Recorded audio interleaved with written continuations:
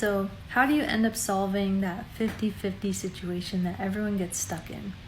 I've heard a variety of responses from people, ranging from guessing to panicking, but don't worry, I have a couple steps that you can try out.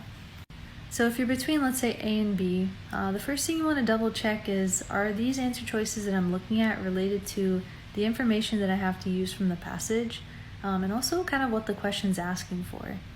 So when you're thinking about what info you want to use from the passage, you want to narrow it down to about a paragraph or two, because that will kind of prevent you from rereading excessively, and you can also cross out a lot of answers that are not related to that general area you're looking for. And also, if you know what the question's asking for, you can cross out any answers that aren't related to it. Just keep in mind, you do always want to check if an answer is justified based on the passage. So if you're like, hey, I want to go outside of this core information area, then that's fine. Then you want to think, okay, is each of these answer choices that I'm looking for related to the main information that we're kind of talking about in that area of the passage, and is it actually correct? Sometimes answer choices can kind of like mention something that you read in the passage or in that kind of core area you're looking at, but you still have to verify if it's accurate. And another step is that when you're verifying it, you want to justify it only with passage information. So everyone has a tendency of being like, oh, it could be this, it could be that, based on little things that I read. But you want to give me like a really specific phrase or a sentence or a chunk of text that really resonates with that answer choice and shows how it's related to what the question is asking for, and kind of give that strong support.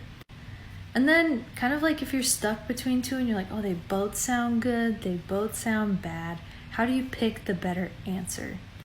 So you want to check again. Does the answer choices that I'm looking at, do they match up with what the question's asking for, like the specific topic? And if the question doesn't give you a specific topic, then it's probably testing you on the main idea.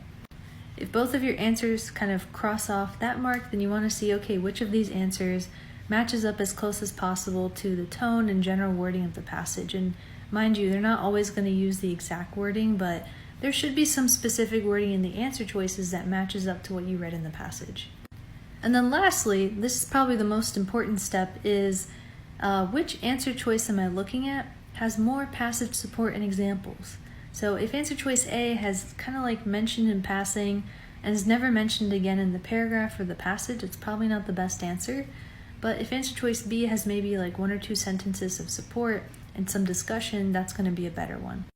So definitely practice these steps a lot, especially the one of finding which answer choice has more examples. And yeah, try out those steps if you're stuck on 50-50.